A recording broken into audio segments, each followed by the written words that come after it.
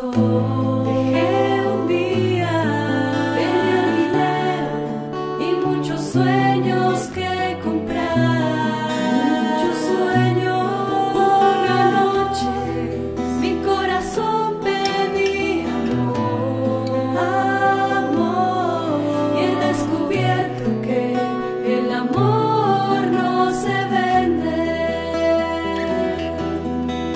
Así, deprisa andando por la vía, he tropezado y he caído,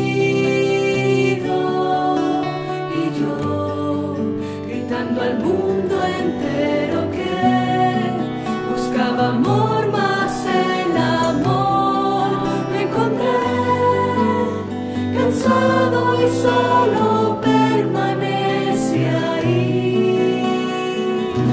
Te ruego, abrázame, Jesús, todo está frío sin ti.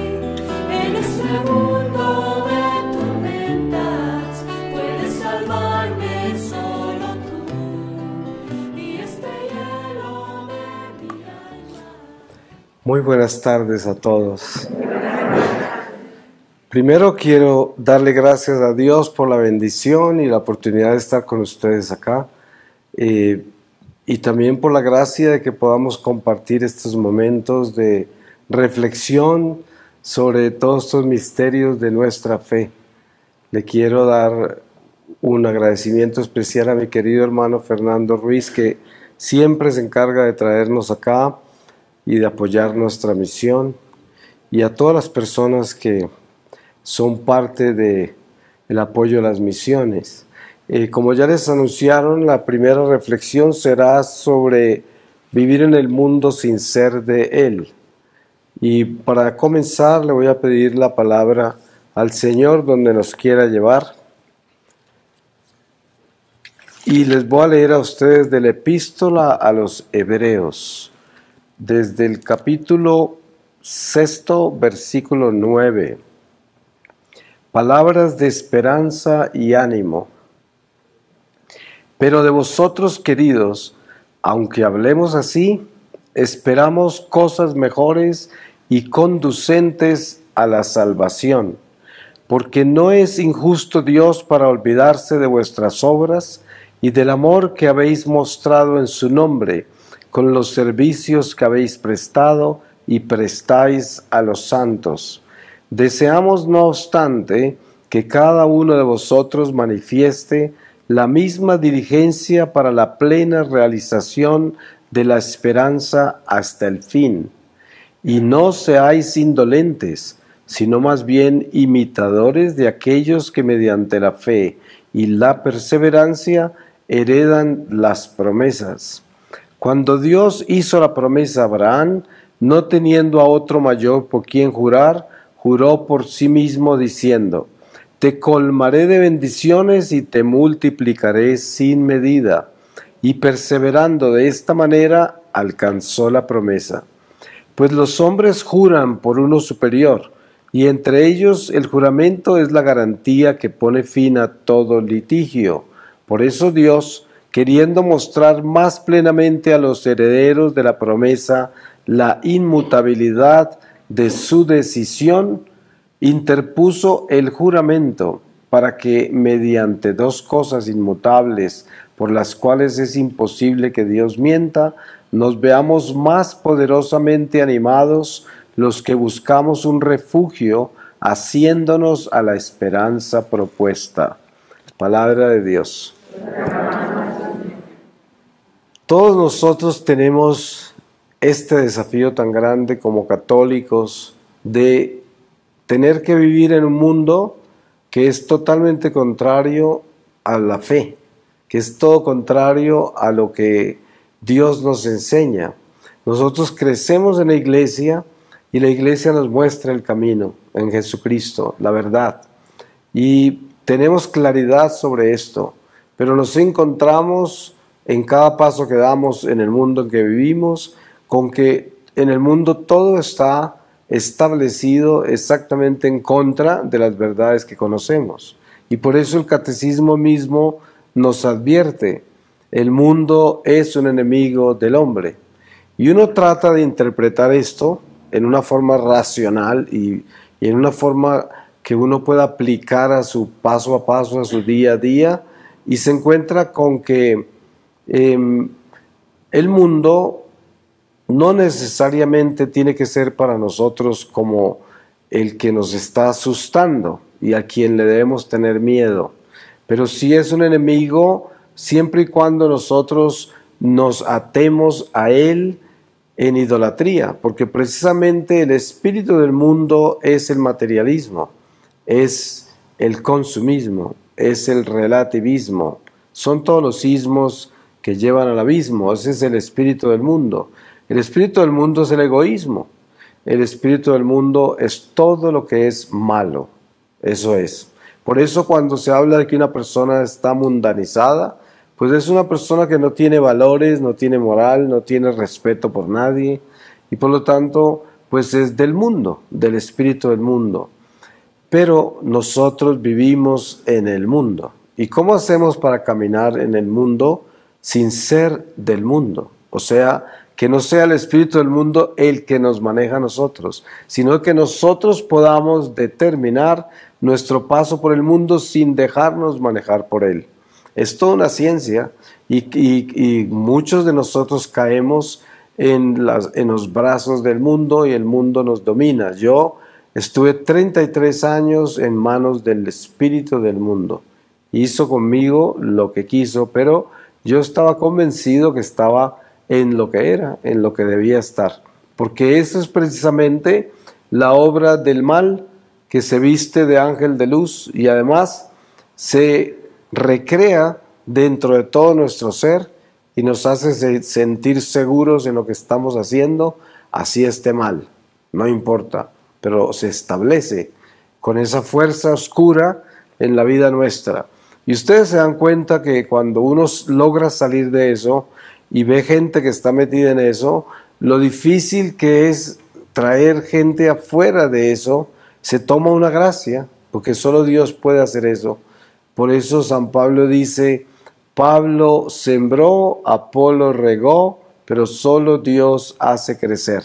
Y eso es lo que sucede, que nosotros podemos sembrar la palabra, despertar la gente y exhortarlos a la verdad, y la regamos cuantas veces nos la encontremos, pero no podemos cambiar corazones.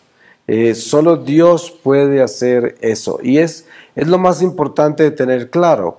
Pero entonces, la ciencia de estar en el mundo sin ser de él es una decisión personal, porque yo tengo la capacidad, porque tengo el don del Espíritu Santo que se me fue dado en el bautismo, y por lo tanto tengo la sabiduría de Dios, la tengo en mí.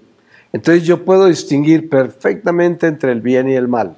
Nadie me tiene que enseñar a mí lo que es malo y bueno.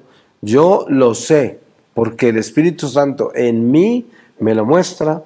Precisamente uno de los dones del Espíritu Santo es el discernimiento de espíritus. Y esto es importantísimo recordarse, que uno sabe que tiene en uno la capacidad de distinguir entre el bien y el mal. Escuchamos una oración de Jesús antes de la pasión al Padre, en el que le dice, Padre, yo no te pido que los saques del mundo, porque ellos no son del mundo como yo no soy del mundo. Solo te pido que los protejas del maligno. Y esto es importantísimo meditarlo bien. ¿Cómo es que Jesús pide por nosotros? Él nos está diciendo, es en el mundo donde tienen que vivir, pero no sean del mundo. Solo cuídense del maligno, cuídense del diablo. ¿Y el diablo en qué forma lo encontramos? Lo encontramos en el espíritu del mundo. Por eso Jesús dice, en otro lado, dice, el príncipe de este mundo se llama Satanás. Y en otro lado nos muestran las tentaciones del desierto. Ustedes saben que cuando Jesús es tentado en el desierto, es una escuela para nosotros, no para Él. Él es Dios. Todo lo que Él hizo fue una escuela para nosotros. Por eso se llama camino. Jesús es camino. Y el camino comienza desde Belén, desde ahí comienza hasta la cruz y luego lo que continúa, que es la victoria, ya la resurrección, ascensión al cielo, llegada del Paráclito, la iglesia de 2000 años, todo victoria. Pero Jesús, como camino, nos enseña pautas perfectas sobre el mundo y el espíritu del mundo y el enemigo del hombre. ¿Qué es? En las tentaciones en el desierto, el demonio se lleva a Jesús a una montaña y le muestra todos los poderes de la tierra. Y le dice esto que no se nos puede olvidar a nosotros. Le dice, todo esto me ha sido dado a mí. Está hablando de todos los reinos de la tierra, sin excepción. Si te postras y me adoras, te lo doy. Esta es una enseñanza importantísima, porque miren ustedes cuánto tiempo pierde la gente hoy hablando de lo que el diablo está haciendo y planeando contra la humanidad. Y tienen libros enteros de eso, que esto es el nuevo orden y que aquello y que esto es lo que pasa. Y la realidad es que no necesitamos estar ocupados en lo que el diablo está planeando contra la humanidad. ¿Acaso vamos a perder tiempo con eso? Es como estar nosotros preocupados de lo que los ladrones están planeando en Ciudad de México. O sea, pues sí, hay mucho ladrón acá, pero ¿qué es la prudencia nuestra con relación a los ladrones? Asegurarnos que tenemos bien vigilada nuestra casa, bien cerrada, ser prudentes para evitar que un ladrón se entre y cuidarse. Pero no va a estar yo todos los días pendiente qué estarán planeando los ladrones hoy. Pero precisamente eso es lo que toda esta gente que vive pendiente de lo que el diablo está planeando, y la marca la bestia, y no sé cuánto, y vienen, y los masones, y no sé cuántas, y todas esas cosas son verdad, todas son verdad. Hay masones, los masones quieren gobernar el mundo, los masones son consagrados al diablo, hay unos movimientos mundiales que han globalizado el mundo y que quieren gobernar al mundo y lo quieren convertir en un solo orden mundial que ya empezó desde la Segunda Guerra Mundial, es decir, si queremos ver un solo orden mundial lo tenemos desde que acabó la Segunda Guerra y llegaron los aliados y nació la ONU y bueno, todo eso es un orden mundial. Entonces, al final, cuando nosotros como pueblo de Dios estamos obedeciendo el Evangelio, estamos libres de preocuparnos de lo que hace el espíritu del mundo con la humanidad. Porque nuestra responsabilidad es elevarnos mucho más arriba de toda esta bulla que hace el diablo en la tierra. Nosotros tenemos que abrazar al Mesías que nos ha prometido la vida eterna, que ha dicho rotundamente, en palabras muy sencillas, ante Pilatos, mi reino no es de este mundo. Y además dice también en una forma muy sencilla a los apóstoles antes de su pasión, les dice, y aún después de que resucitó, yo tengo que irme, pero donde yo voy les voy a preparar un lugar. ¿Sí? Y no era en el mundo donde él iba a preparar un lugar, era afuera de acá. Y ustedes se dan cuenta al leer el Evangelio que Jesús nunca mencionó a los romanos. Él nunca dijo nada. Y los judíos todos estaban esclavos de los romanos. O sea, lo más normal es que entonces, si la preocupación nuestra en este mundo es preocuparnos de lo que está haciendo el diablo en este mundo, pues Jesús se hubiera ocupado mucho de hablar de los romanos y lo que estaban planeando con los judíos. Nunca los mencionó, nunca los mencionó. La prueba está que la única vez que estuvo en presencia de ellos fue cuando lo juzgaron, cuando lo entregaron los mismos judíos a ellos, que los romanos ni siquiera sabían qué hacer con él, ¿no? Poncio Pilato no tenía ni idea, la mujer lo asustó porque tuvo un sueño con él y esa gente no sabía, eran los judíos los que lo entregaron. Pero des en cuenta que nuestra guía es el Evangelio. ¿Dónde más tenemos una guía? Si es el camino y la verdad, el Evangelio. Y en el Evangelio no encontramos un solo pasaje de Jesús preocupado por el mundo o por los romanos, por nada de eso.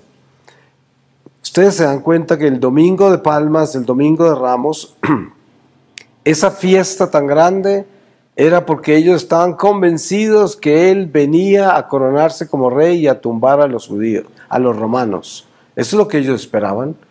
Por eso esa misma turba estaba en el Calvario tirándole piedra, se consideraron traicionados por el falso profeta, porque supuestamente lo que tenía que hacer era tumbar a los romanos. Nadie entendió que el mensaje no era para el mundo, sino que era para la vida eterna, para la salvación de las almas.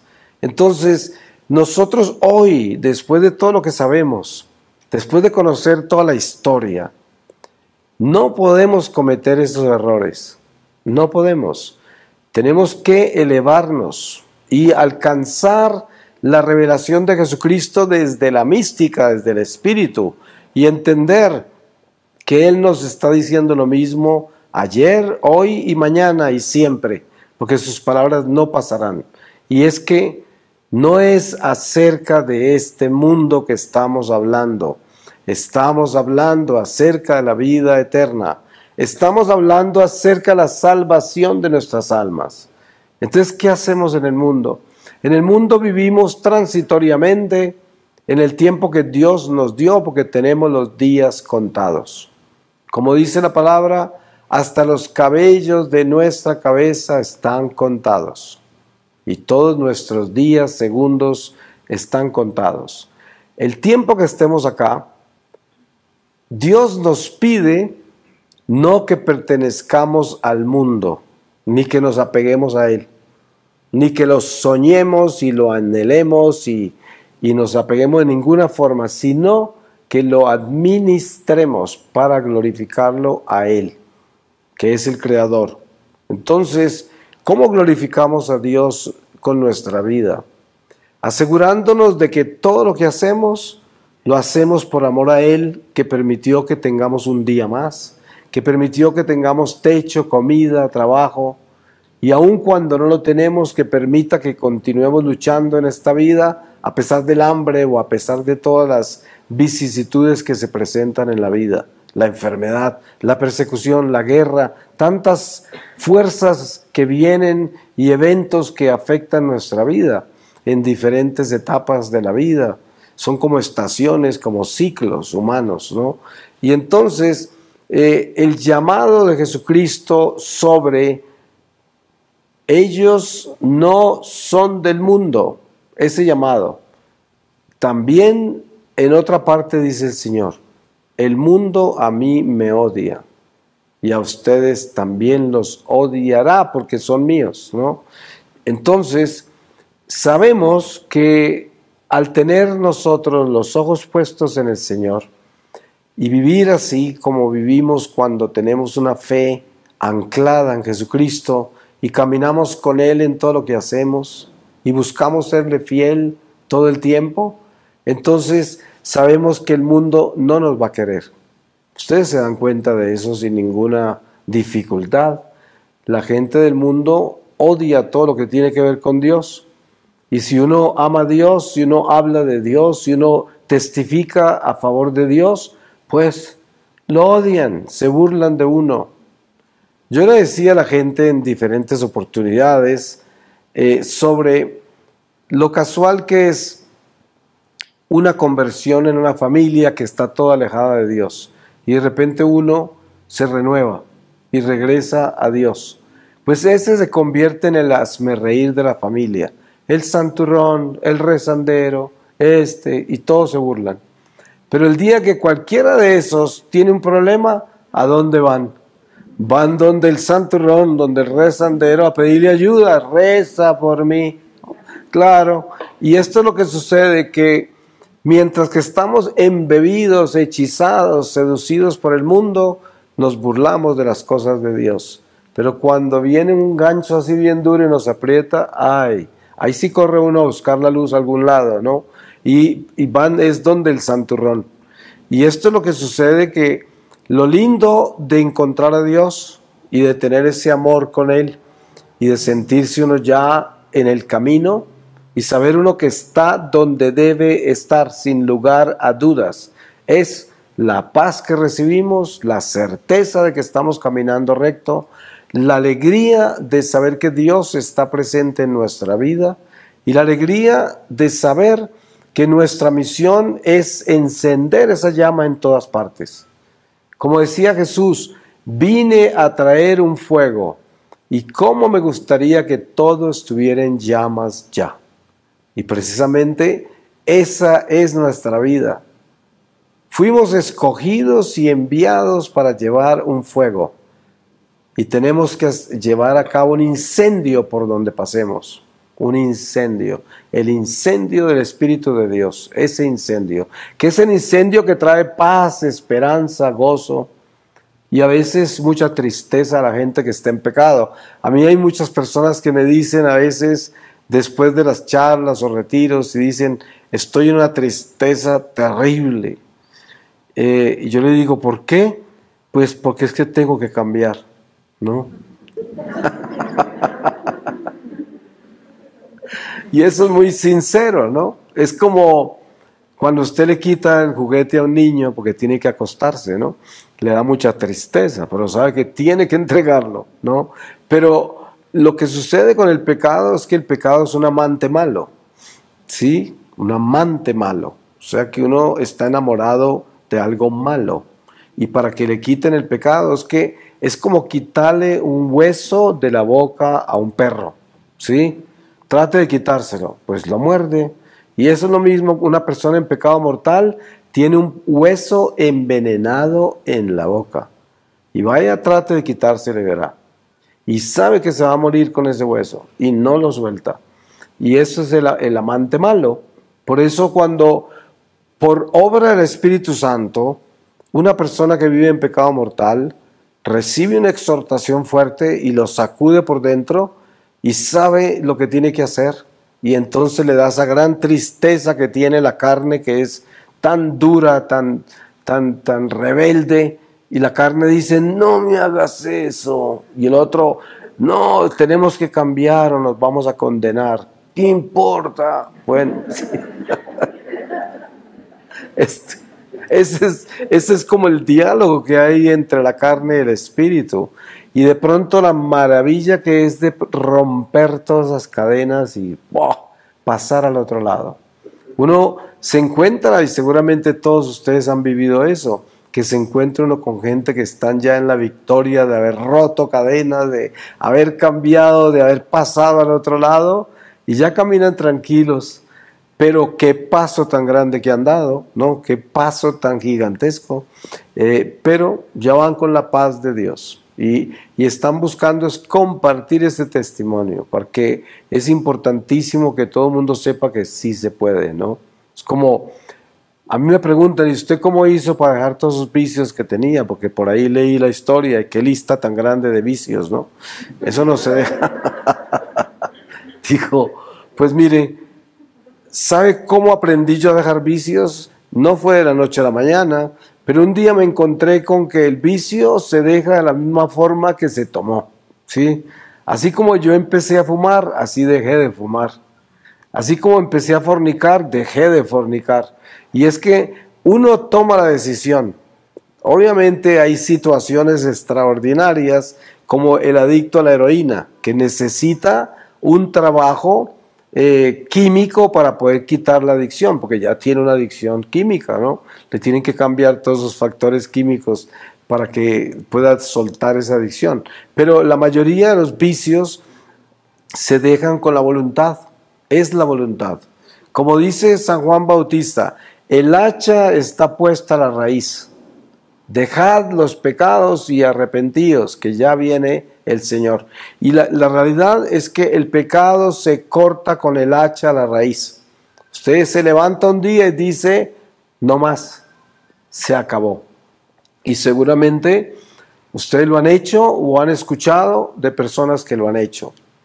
Porque es posible, 100% posible, si nosotros tenemos todas las capacidades para hacer eso, de romper, completamente romper con el pecado, romper con él, y con convicción. Y además, los frutos de romper con el pecado son la paz, Qué fruto tan bonito. Nadie le puede dar la paz a uno, ni el dinero, ni la fama, ni el poder, ni el afecto humano, ni quién sabe cuántas cosas de este mundo. Nada le da la paz a uno. Eso no da paz. Eso da de pronto euforia o quién sabe qué, pero no le da paz. La paz solo viene de Dios, nada más. ¿Y cuándo llega esa paz al corazón? Cuando Dios puede habitar en nosotros, porque ya nosotros somos sus amigos, le somos fieles y Él habita en nosotros. Y ahí está la paz, porque Él es la paz. Lo mismo que Él es el gozo. También, porque miren, cuando uno entra en los caminos de Dios y ya sabe que ese es el camino y no quiere cambiarlo, no quiere salirse de Él, entonces continúa la vida que uno está viviendo, no cambia, pero con valores diferentes y ya con una estructura espiritual sobre la cual uno actúa en todo lo que hace, piensa, siente, hasta sus pasiones viven dentro de esa estructura, que es la obediencia a Dios. Y cuando uno hace eso, sabe que eso no quita de que nosotros en medio de esta vida seremos probados muchas veces.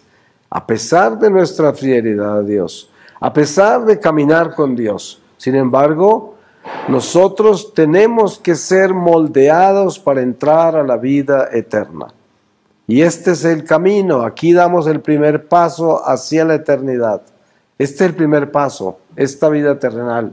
Y este paso hay que darlo bien dado. Pero dense en cuenta lo puntual que es el Espíritu Santo. Hoy estamos acá y no es un accidente. El Señor hizo posible que nos reunamos acá esta tarde. ¿Y por qué? Porque el Espíritu Santo siempre se aparece en el camino y dice, mira, te quiero decir algo. Ton, ton, ton, ton. Y va directo al corazón. Directo. Y uno sabe que le están hablando. Uno sabe que el Señor le está hablando. Por eso la palabra dice en algún lugar, si hoy escuchareis mi voz, no endurezcáis el corazón como en Meribá cuando me tentaron, un pueblo maleado de incredulidad. Es lo que dice la palabra, ¿no? La voz del Señor llega y uno siente en el corazón que le está hablando el Señor. Así es. Y esa voz llega ya puntual y con las palabras puntuales, con la exhortación puntual, con el llamado puntual exacto, porque así es de bueno el Señor, porque estamos en la escuela. Yo siempre digo a la gente, no se olviden, la vida terrenal es una escuela de almas y estamos en clase. Y la clase es todos los días hasta el ataúd, hasta la muerte. Esa es la clase. Es más, una de las lecciones más importantes de esta clase son los funerales. Yo siempre que voy a un funeral digo, ¿en qué andaré? ¿No? Porque el encuentro con un funeral es el encuentro con el final de la clase. Entonces, ese que está ahí en el ataúd ya terminó la clase, pero yo todavía estoy en clase. Lo que pienso es la distancia entre mi clase y mi ataúd. ¿En qué andaré yo? ¿Y cómo estoy? ¿Cómo están mis grados? Porque al terminar, voy a estar en presencia del Señor y toda mi vida está al frente. En un instante, porque no hay tiempo envuelto en eso, en un instante está nuestra vida entera, y que es un instante en la eternidad nuestra vida. Y esto, teniéndolo claro, nos ayuda mucho a no enredarnos con este mundo, porque es verdad que nosotros tenemos que vivir en este mundo y manejar los asuntos de este mundo, como hablábamos antes, y somos llamados a ser buenos administradores de las cosas que Dios confía en este mundo. Y ustedes se dan cuenta todas las estaciones por las que pasa uno en esta vida. Hay momentos en que Dios le confía a uno mucho y está uno bien ocupado y entretenido con todo lo que le confió. Después como que no le confía mucho. Entonces uno está ahí medio inquieto porque no tiene tanto, porque no le confía tanto, y de pronto uno quiere estar más ocupado con más, porque ya está acostumbrado al más. Y así Dios lo va llevando a uno en esta pedagogía, en estas enseñanzas, y cambian los ciclos y pasan las cosas y vienen nuevos eventos, pero al final lo más importante de ponerle cuidado es dónde está mi corazón en medio de todos estos cambios. ¿Será que cada cambio se lleva el corazón para otro lado? ¿Cada cambio? Entonces me convierto en un carrusel porque los cambios se convierten en mi vida. Eso está muy mal, porque yo no debo ser los cambios, yo debo vivir en medio de los cambios. Los cambios de mi vida, los eventos que hay en mi vida, son los ciclos que Dios permite en mi vida para que por medio de esos ciclos me forme, me moldee, me prepare, crezca, me edifique espiritualmente. Ese es el camino, así es como caminamos. Por eso nuestra religión católica extraordinaria, que es la Iglesia de Dios, es los cimientos sobre los cuales construimos. ¿Y cómo construimos? Construimos con las obras. ¿Y cuáles son las obras? Nuestras acciones con relación al amor de Dios. Todo lo que hacemos, debemos hacerlo con el amor de Dios, y así vamos construyendo un edificio espiritual que nos va elevando hasta el Señor. Por eso el día que morimos, quedamos tan altos como hayamos construido. Hay mucha gente que no construye espiritualmente, sino que desciende. Y cuando muere queda tan hondo como descendió, porque nunca construyó, porque nunca vivió en el amor de Dios. Y hay mucha gente así, hay mucha gente abajo, mucha, más de lo que uno se puede imaginar. El infierno está bien poblado, pero mucho más poblado está el cielo, y eso con absoluta seguridad. Pero lo importante es que, hablando de estar en el mundo sin ser de él, nos examinamos y nos localizamos en una misa de domingo. Y en la misa de domingo levantamos la mano y profesamos nuestra fe. Y estamos profesándola al frente de Dios, en el mismo templo de Dios. Y luego salimos de la iglesia. ¿A dónde nos vamos cuando salimos de la iglesia? Esa es la pregunta, y así puede examinarse usted. Porque hay mucha gente que sin darse cuenta simplemente vive en una doble vida. Y están en el templo, son de Dios, y después del atrio en adelante son del mundo. Y durante todo el tiempo que gastan antes de regresar a la iglesia, el día que regresan, durante todo ese tiempo, nada que ver con Dios. Es muy peligroso, porque entonces lo que se vive en iglesia no cuenta, porque el corazón dividido, Dios no lo habita. Un corazón dividido no tiene el Espíritu Santo. O sea, usted no puede vivir una doble vida. Usted tiene que vivir una sola vida. Yo siempre doy un ejemplo básico que ya casi que es clásico en lo que yo digo, y es que un esposo fiel, primero, no tiene que hacer ningún esfuerzo para ser fiel. Es fiel, no le cuesta nada. Y segundo, donde vaya, en su corazón siempre está su esposa y su hogar, su familia. Siempre, en todo momento. Nunca no está, siempre está unido, es una unidad con su familia, siempre. Pues la vida nuestra con Dios es un matrimonio. No nos debe costar nada serle fiel. Y segundo, donde estemos, estamos con Él, porque es nuestro más importante matrimonio. Dios debe estar en cualquier parte que yo estoy, no solamente cuando estoy en la misa de domingo o cuando tengo un problema, sino que siempre, siempre. Y miren, Dios de por sí es omnipresente, está presente en todos, en todo el tiempo. Eso sí, pero si yo no estoy en una amistad con Él, entonces a pesar de Él estar presente, yo no estoy en unidad con Él. Es como un matrimonio que no está bien. Están ahí juntos en la casa, pero no están unidos, o sea, no hay unidad. Y eso pasa en nuestra relación con Dios. Es como un matrimonio que está ahí, pero no están unidos porque hay una división, hay algo que no está bien.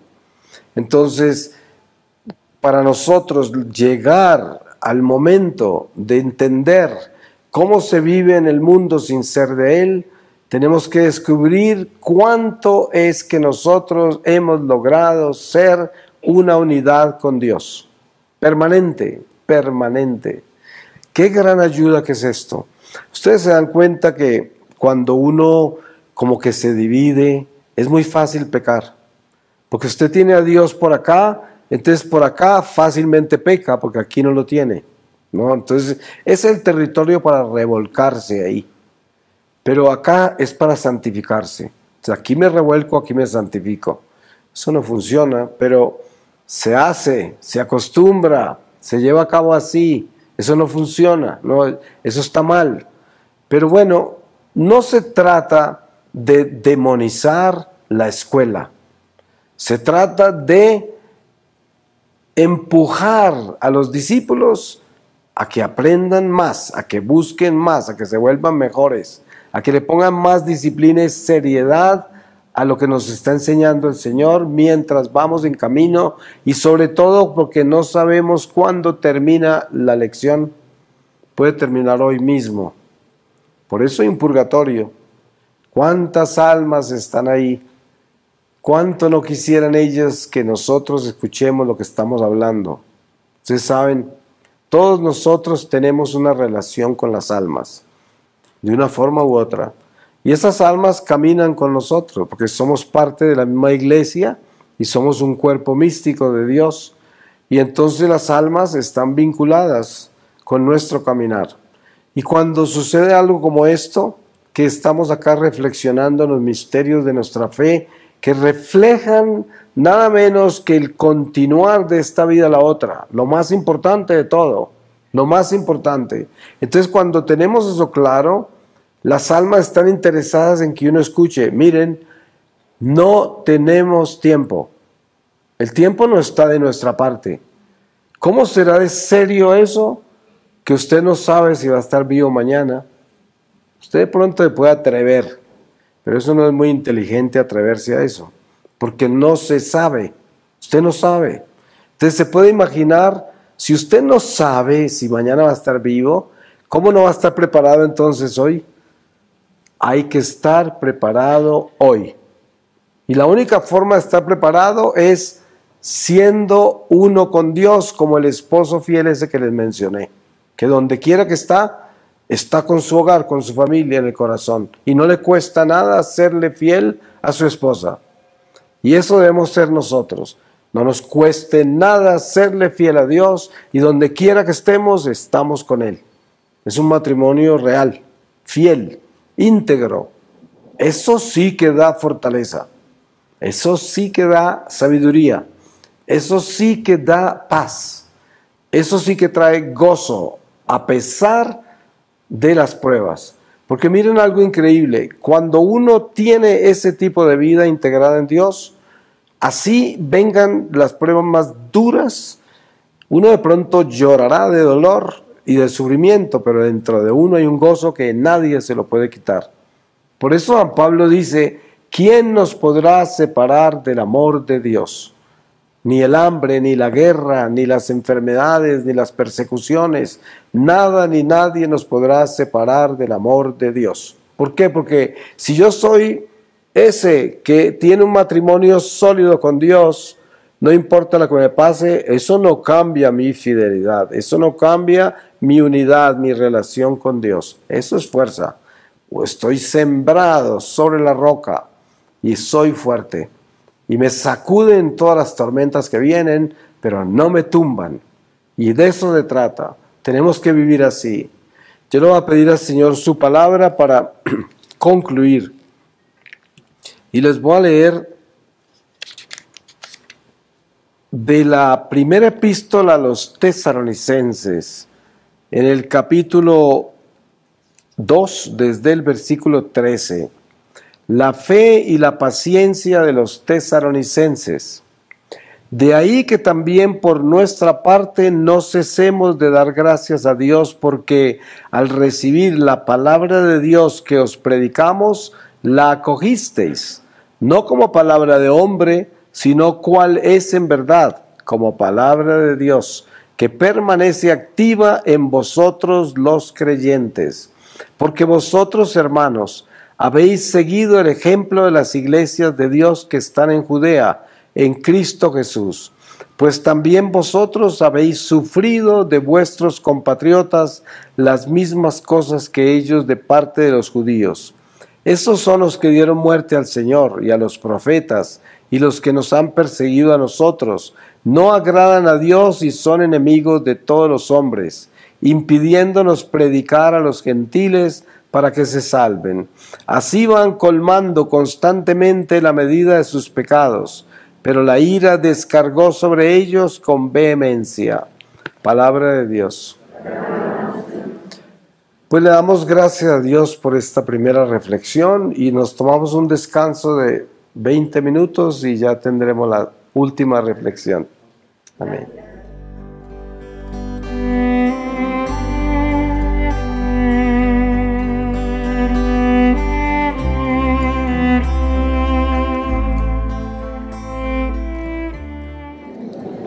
Bueno, entonces continuamos con esta segunda reflexión, caminar el destierro con los ojos puestos en la victoria de Jesús. Y les voy a leer del profeta Isaías, en el capítulo 51 desde el versículo 9, el despertar de Yahvé. Despierta, despierta, revístete de poderío, oh brazo de Yahvé. Despierta como en los días de antaño, igual que en pasadas generaciones. ¿No eres tú el que partió a Rahab, el que atravesó al dragón? ¿No eres tú el que secó la mar, las aguas del gran océano, que trocó en camino el lecho del mar para que pasasen los rescatados? Los redimidos de Yahvé volverán, entrarán en Sión entre aclamaciones, los presidirá alegría eterna, los seguirán regocijo y alegría, a Dios el penar y los suspiros. Palabra de Dios. Eso suena como la victoria de Jesús. Y nosotros todos tenemos esta imagen de la palabra desierto. Y claro, a medida que vamos entrando más en la espiritualidad de nuestra fe, vamos entendiendo más y más qué quiere decir desierto.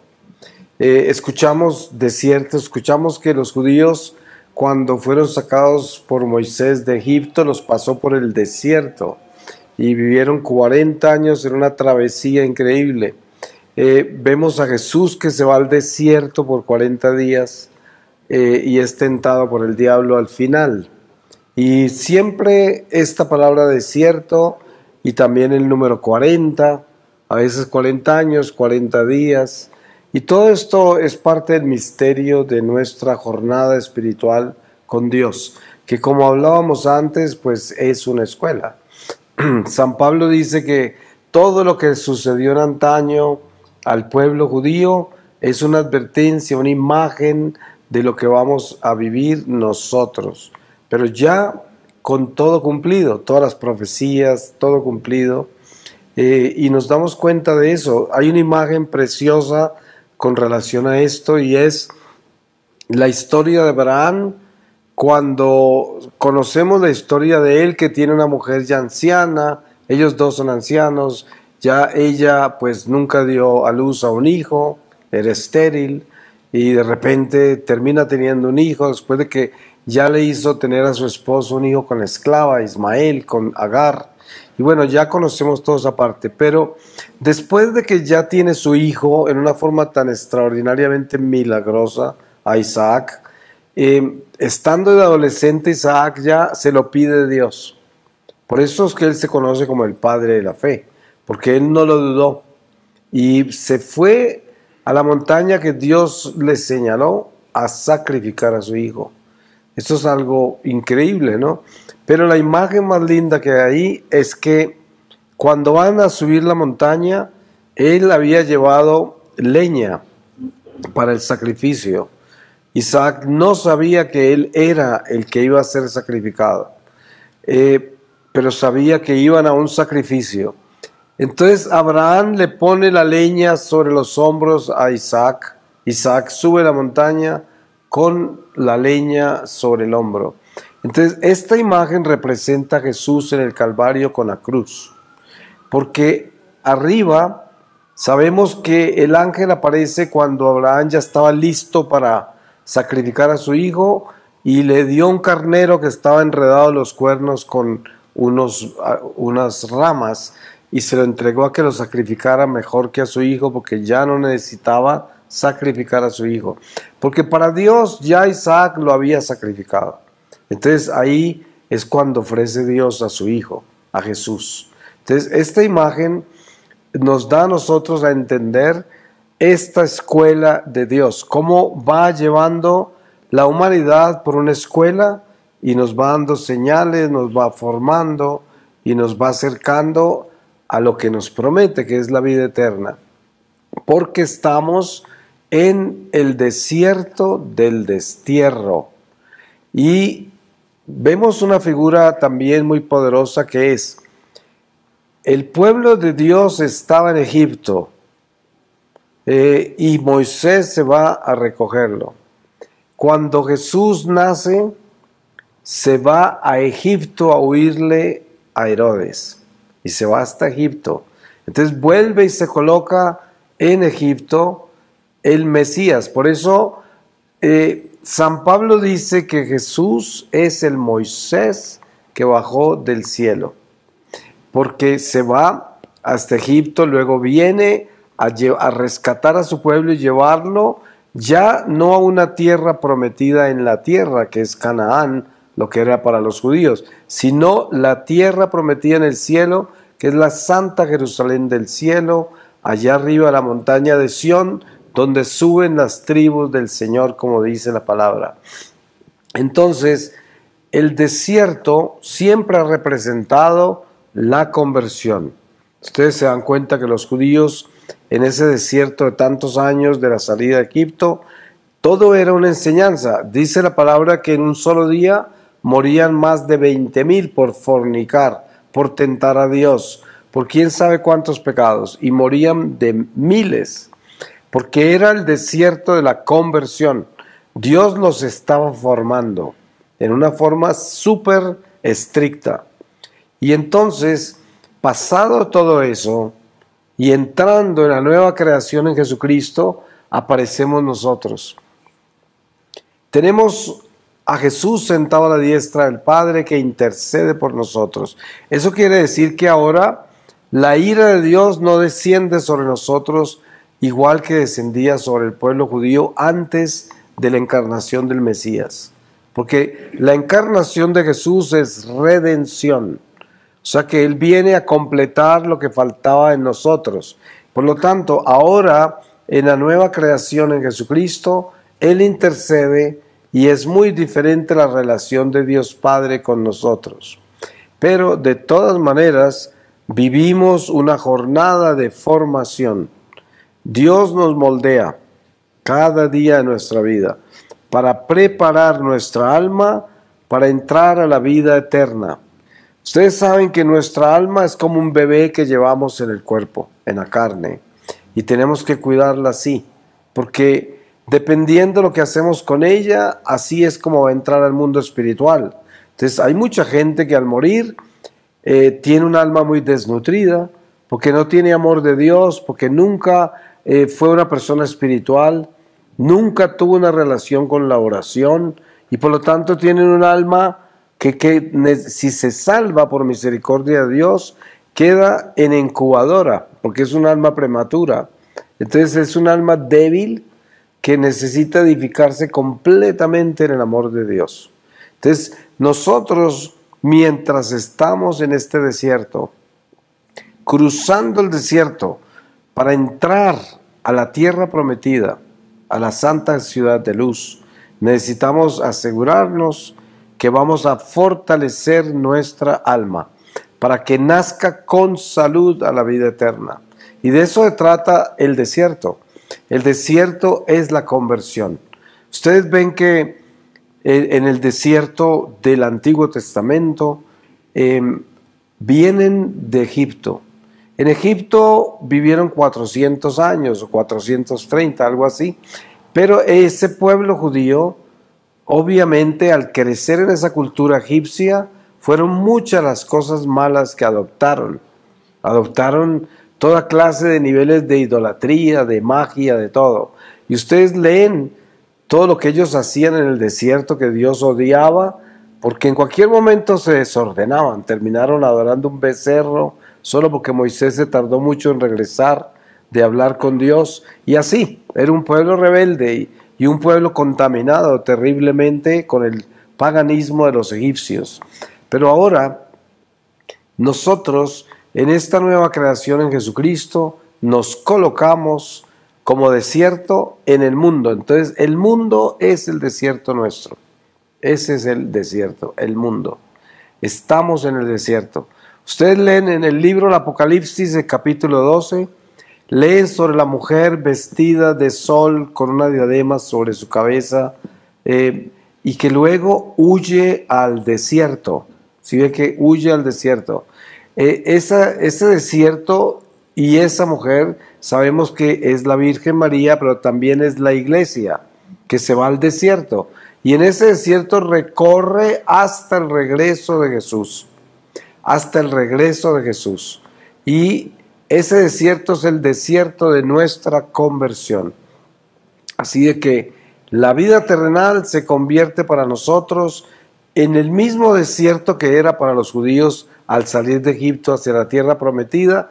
Nosotros vamos por dentro del desierto hacia la tierra prometida que queda allá arriba, encima de la montaña de Sión.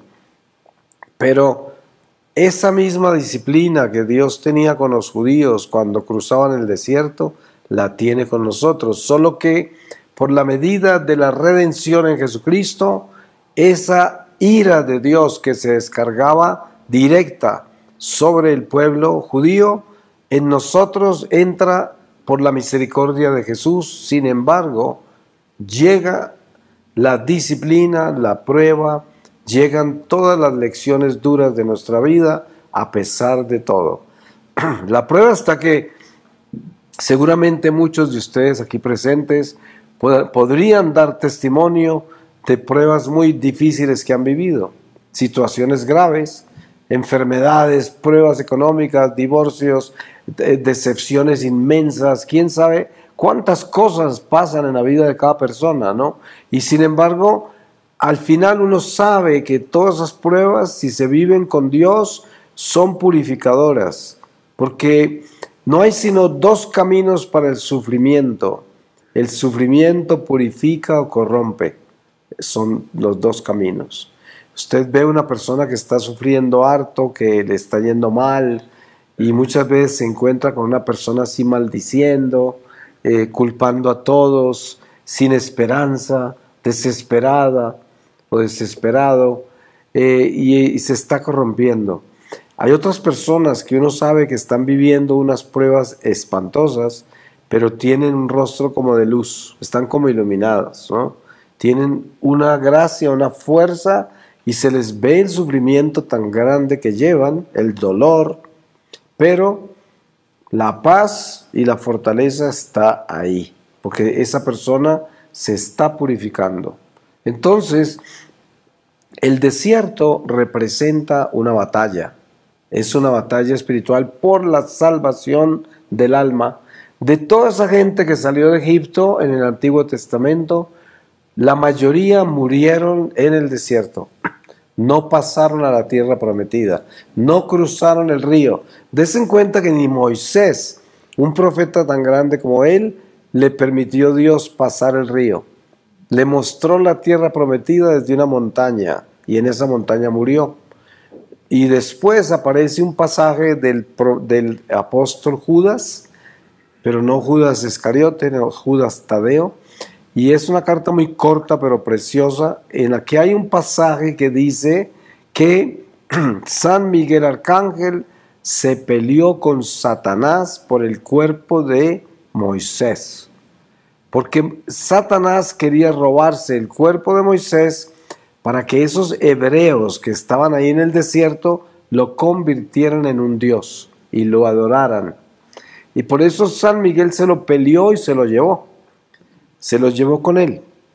La prueba está que después aparece Moisés en la transfiguración con Elías. Ustedes saben que Elías fue llevado por un carro de fuego según la palabra, y Moisés fue llevado por San Miguel Arcángel, y luego aparecen los dos en la transfiguración.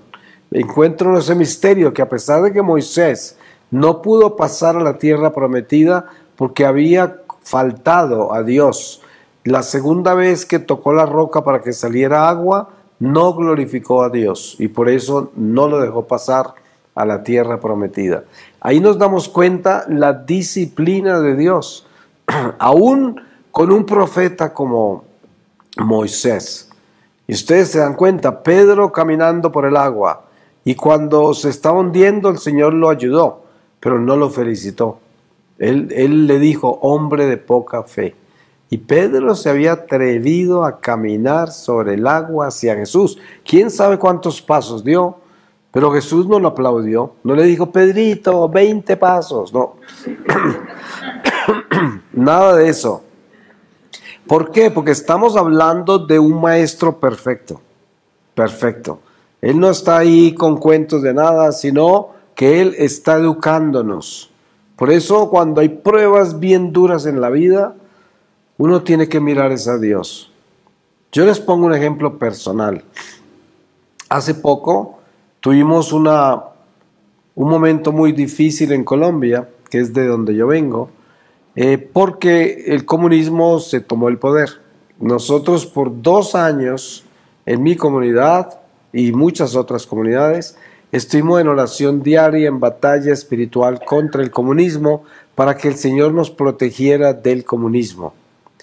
Y era una batalla diaria, así dura. Y el día de las elecciones, gran sorpresa, el comunismo gana. Y entonces yo miro al Señor así como en el Santísimo, en el oratorio nuestro allá en Bogotá, y pues yo no le voy a reclamar al Señor, pero lo estaba mirando atónito diciendo, ¿y? ¿Qué es esto? Bueno, pues esas son las cosas de la vida que nos producen un dolor inmenso y que además mira uno todas las oraciones, todas las batallas, todo lo que sucedió y uno podría decir, ¿y dónde quedó todo eso? ¿No? ¿Acaso vale la pena rezar? ¿Acaso tú escuchas las oraciones? Eso debería corromperme yo con esa batalla, no me hubiera podido corromper. Decir, ¿y esto qué? No vale la pena rezar, tú no escuchas y no nos ayudas y bueno, pero no, la tristeza se vive, el golpe se vive, queda uno mareado así, pero del totazo como dicen en lenguaje popular, pero lo más lindo de eso es saber en el fondo del alma de que Dios sabe por qué hace todo y de que a pesar de que parezca absurdo, es perfecto, porque Él lo quiso así. Además que hay algo que yo aprendí también en ese momento y que ya lo sabía, pero que no lo había vivido en carne propia a ese nivel. Y es que no podemos apegarnos a este mundo de ninguna manera. O sea, esa batalla era para salvar a Colombia del comunismo, pero al mismo tiempo me examiné bien y había un nivel de apego. Miren que yo fui extranjero toda mi vida. Yo no viví en Colombia, sino cuando era muy joven. Y nunca más volví a vivir en Colombia. Regresé ya cuando me secuestraron a los 47 años, ya una persona grande, y ahí comencé a ir a Colombia porque me volví misionero unos años después, cuando el Señor me llamó a la misión. Por lo tanto, yo no era la persona como que tuviese alguna razón para tener un apego a mi país cuando siempre había vivido extranjero toda mi vida. Sin embargo, por alguna razón, en esta batalla contra el comunismo, como a mí me habían secuestrado los comunistas y había pasado algo tan difícil con ellos, pues yo no quería que se tomaran a Colombia. Entonces entró como una batalla, un celo por eso, Pero al final vi que tenía un apego. Entonces, claro, me tocó entregarle al Señor todo ese apego que tenía y empezar a desprenderme de esa pasión, de ese apego y decir, pues esto es tuyo. Yo ya me voy, en cualquier momento me llamas. ¿Por qué estoy preocupado? Tú eres el que administra todo y esos comunistas se van a morir todos también y dentro de poco eso, quién sabe qué irá a pasar. Es una tierra que sigue ahí, lo que nos vamos somos nosotros, ¿no? Y lo administrarán unos y otros y cambiará, porque es como un escenario de una escuela y ahí está. Uno a veces pasa por la escuela primaria donde estudió y ahí está todavía y hay otros niños ahí, pero uno pasó por ahí hace cuántos años, ¿no? Pero ahí sigue y le están enseñando lo mismo que nos enseñaron a nosotros cuando éramos niños por allá, tal vez con más tecnología hoy, pero de todas maneras es el mismo principio. Y si uno mira bien la vida así, se da cuenta que todo es así. Incluso la nación donde uno nace es como el edificio de una escuela, esa es la nación. Es un lugar lleno de enseñanzas, lleno de eventos, lleno de circunstancias, pero no es más que una escuela. Ahí está uno y es el desierto nuestro, la conversión nuestra. Yo, por ejemplo, hace poco pasé por mi pueblo donde nací y estaba al frente de la escuela primaria del pueblo, está la casa donde yo nací y ahí viven unas primas mías. Entonces estaba ahí al frente de la casa y al frente está la escuela. Y tuve un momento como un momento especial en el que en el corazón sentí como ¿cómo sería yo hoy en esa escuela con la conciencia que tengo, ¿no? Si hubiera podido ser un niño bueno así, con una conciencia de Dios, y no el travieso que yo era, y no el niño cruel que yo era con otros niños y todo eso. Y eso era como, en cierta forma, era una tristeza enorme de haber sido ese niño. Y por otro lado también la conciencia de que tenemos que aprender así, es que así es, ¿no? Uno va creciendo, va aprendiendo, es como la serpiente que cambia de piel, ¿no? Y así somos nosotros, vamos cambiando de piel a medida que vamos viviendo, ¿no? Eso es cuando uno va aprendiendo, porque hay gente que no aprende y no le gusta aprender y no le importa aprender. Eso es otra cosa, ¿no? Hay gente así, mucha se condena así, pero estamos entre nosotros que estamos acá y podemos compartir este lenguaje y lo podemos entender porque sabemos de qué se trata, porque lo podemos comparar con los eventos personales y sabemos que todos estamos viviendo esto en diferentes niveles. Pero este desierto debe tener algo muy claro en nuestro corazón. Claro, vivimos muchas cosas, cada uno de nosotros, pero no podemos perder de vista la victoria en Jesús, porque es que eso es. En una oportunidad tuve una visión que el Señor me dio muy linda sobre la vida y me mostró que estaba caminando sobre una cuerda floja, encima de un abismo bien profundo, y llevaba una vara grande en la mano para darme el equilibrio, para pasar por esa cuerda al otro lado. Y al otro lado estaba Jesús. Y entonces Él me mostró cómo esa cuerda floja era la vida. El abismo era el mundo. La vara era la fe. Y todos los pasos que daba era mi atrevimiento a creer en ese que estaba allá. Que me iba a dar el equilibrio, la fuerza para llegar sin caerme al abismo. Y esa fue una imagen que me presentó el Señor que nunca se me borró. Fue sin palabras. Las palabras fluyeron después, la primera vez que lo conté. Pero yo siempre he mantenido esa imagen, porque es perfecta, ¿no? Es una imagen clara, muy clara. En realidad, este mundo es un abismo. Sí, si uno no camina bien caminado, se cae. Y salir de ahí, de ese abismo, no es cosa fácil. Ustedes se han dado cuenta, yo soy testigo que yo fui rescatado del abismo por un milagro de Dios. Cuando yo salí del secuestro, después de 6 meses de secuestro, estaba amarrado todo el día a un árbol en la selva. Y claro, cuando uno está amarrado, la circulación de la sangre es una locura. De noche, muy oscuro, llegaron 4 guerrilleros con sus ametralladoras y me desataron. Les tocó esperar mucho tiempo a que yo recuperara mi circulación de la sangre, porque eso, los calambres, todo eso espantoso, los dolores. Cuando me recuperé, me dijeron que lo siguiera. Y esa noche viví yo un milagro extraordinario que fue el rescate de salir de la selva estando sentenciado a muerte.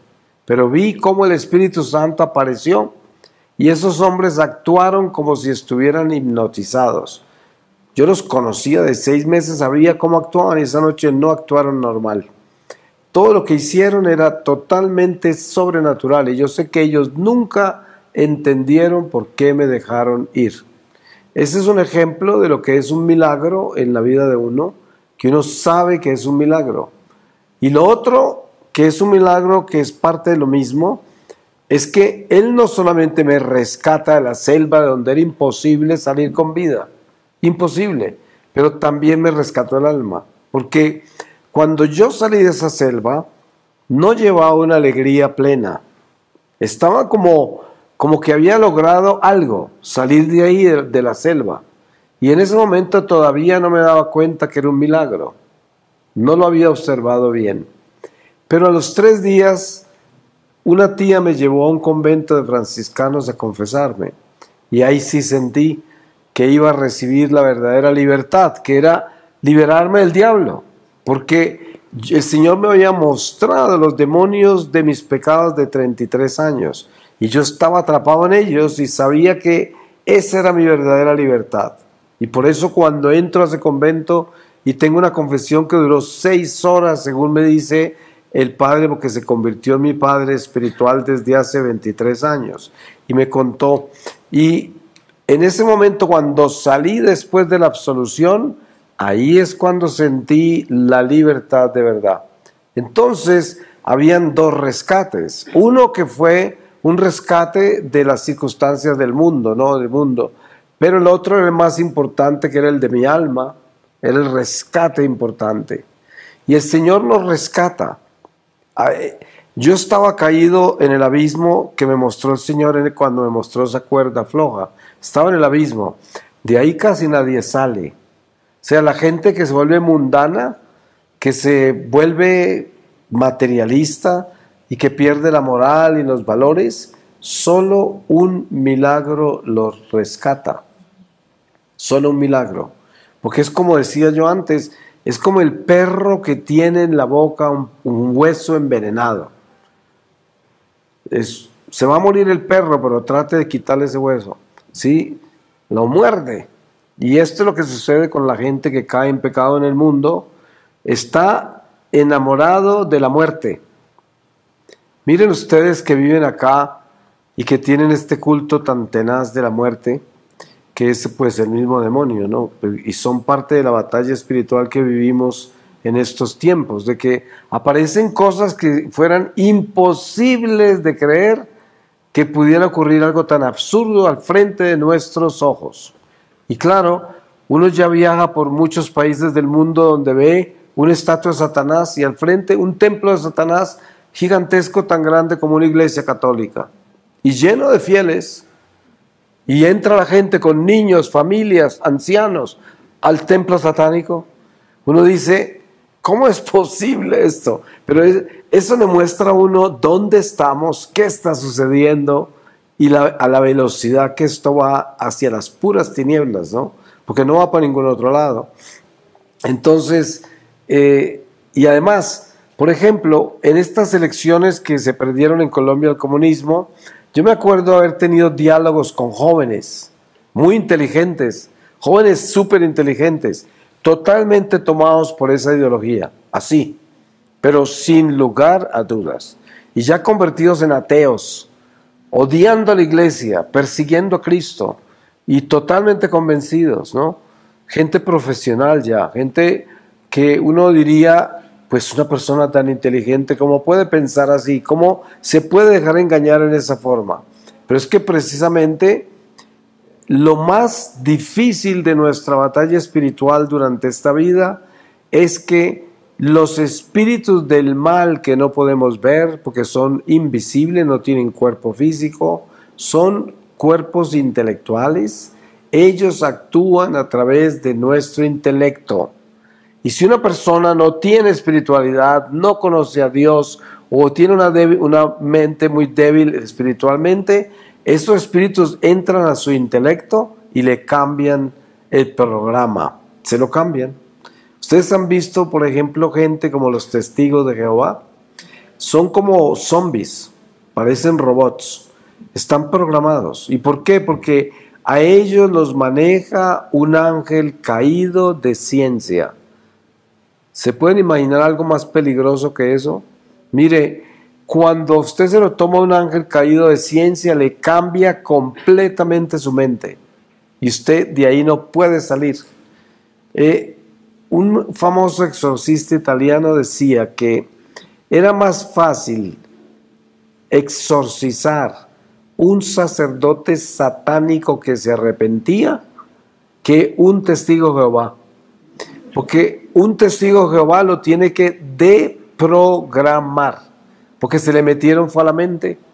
Entonces no es como la posesión común, que son espíritus metidos en las personas y están metidos en sus órganos vitales, o están metidos en su garganta, o quién sabe dónde, y el exorcista los saca.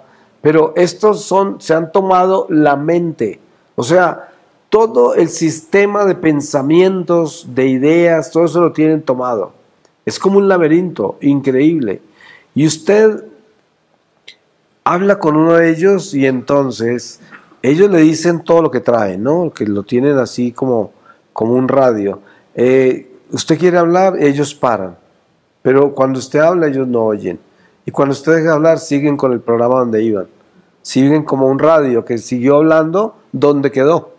Y esto le pasa a los cienciólogos, los mormones y muchos otros cultos, lo que hay de ese estilo, que están en manos de un ángel caído de ciencia. Eso es lo que toma la mente de la gente que lee libros esotéricos, metafísicos del ocultismo, todo eso, la gente que entra en los Rosacruces, cosas así, son tomados por ángeles caídos de ciencia. Es el demonio más peligroso que hay, porque para que le liberen a uno la mente de eso, Dios, se necesita un milagro. Y claro, los milagros los hay. Si Dios quiere, Dios lo hace. Pero precisamente a lo que nos estamos refiriendo, hablando del destierro y de nuestra conversión y del desierto en sí, es que la inteligencia nuestra es un instrumento, y es un instrumento al servicio de nuestros deberes, de nuestras responsabilidades. Dependiendo de lo que Dios nos confía, así también ilumina nuestra inteligencia. O sea, Dios no le entrega a usted 50 vacas sin enseñarle a ordeñar o algo así, ¿no? Todo viene perfectamente ordenado. Entonces, esa inteligencia que Dios nos da y que la hace brillar de acuerdo a la labor que nos confía, es la que tenemos que cuidar para que no sea tomada por otra inteligencia. Porque muchas voces nos hablan, sobre todo a nosotros que vivimos este mundo tecnológico y estamos en los medios de las redes sociales y tenemos este mundo intercomunicado, globalizado, que permite que nosotros nos conectemos a muchos niveles de comunicación de cualquier estilo, de cualquier tema, de cualquier nivel religioso, político, económico, social, lo que usted quiera, ¿no? Esotérico, ocultista. Ustedes saben la cantidad de satanismo que hay en las redes y tantas otras cosas. Pero lo que sucede es que el desierto de la conversión es una batalla espiritual, como comenzamos diciéndolo. Y batalla espiritual quiere decir un enfrentamiento con el diablo. El diablo no quiere que lleguemos. Miren todos los que murieron en el desierto cuando salieron de Egipto y nunca llegaron a la tierra prometida. El diablo los tumbó en el desierto. ¿Y los tumbó con qué? Los tumbó con la idolatría, los tumbó con la fornicación, los tumbó con miles de cosas que sabía el diablo que eran sus debilidades, ¿no? No es nada diferente a lo que nos ocurre a nosotros hoy que estamos cruzando este destierro de este mundo hacia la Santa Jerusalén. Estamos tentados y sobre todo tentados en nuestras más grandes debilidades. Por eso debemos ser muy vigilantes para detectar cuál es mi más grande debilidad, porque por ahí es donde tengo la fuerza demoníaca más grande buscando cómo tumbarme por ese hueco, cómo tumbarme. Y esto debe ser muy sincero de parte nuestra. Ustedes saben que uno se puede dar cuenta, revisando bien su vida, cuál es su pecado más grande. Hay pecados que vienen desde la niñez: el robo, la mentira, la envidia, la violencia, la impureza sexual, quién sabe cuántos, y vienen desde toda la vida y se convierten en una herida inmensa, en una puerta inmensa por donde pueden circular los demonios, pero con una facilidad increíble. Y por eso, en esta lección tan grande que tenemos que aprender de cómo superar todas las puertas que están abiertas y cerrarlas, o estar cerrándolas, porque fíjense en que hay algo que tenemos que tener en cuenta y que es muy importante. Nuestra conversión en este desierto es todos los días. Desde que uno abre los ojos hasta que los cierra, todo el día está en una conversión. Ustedes saben cuántas tentaciones tenemos cada día. O sea que la batalla que yo me gané ayer, esa no es la misma de hoy, porque hoy voy a estar tentado otra vez. Y si yo no estoy vigilante, hoy puedo caer. Ayer no caí, pero ¿qué tal? Hoy puedo caer si yo no estoy vigilante. Entonces la realidad es que la conversión es diaria. Por eso uno tiene que ser humilde en ese sentido.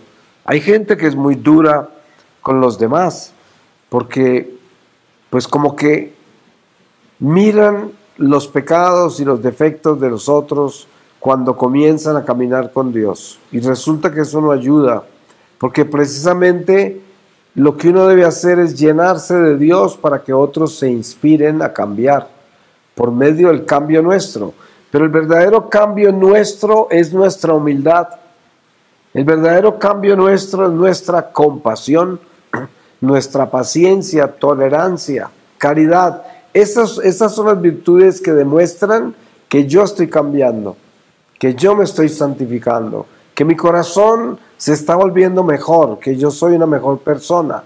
Esas virtudes lo demuestran. Y eso es lo que enamora.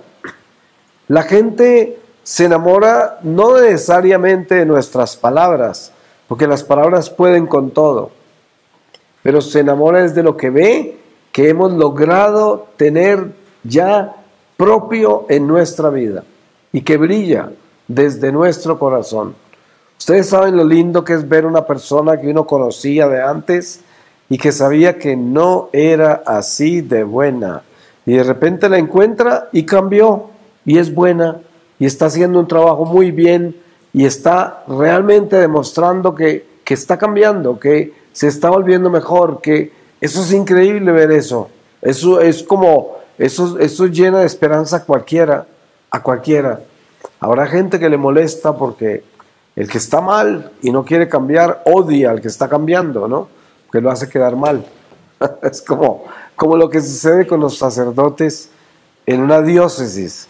Cuando un sacerdote es santo y bueno, todos los sacerdotes malos lo odian y lo denuncian y lo acusan porque los hace quedar mal a ellos. Por eso.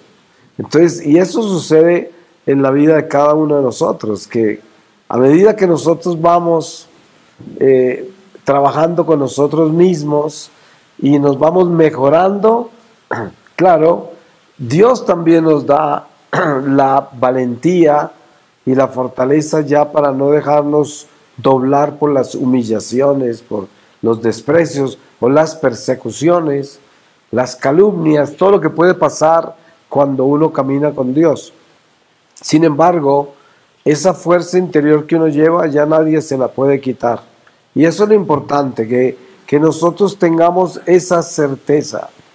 Voy a terminar con una lectura de la palabra y les voy a leer de el libro Los Proverbios, en el capítulo 10, desde el versículo 1, dice: Hijo sabio, alegría del padre; hijo necio, disgusto de su madre.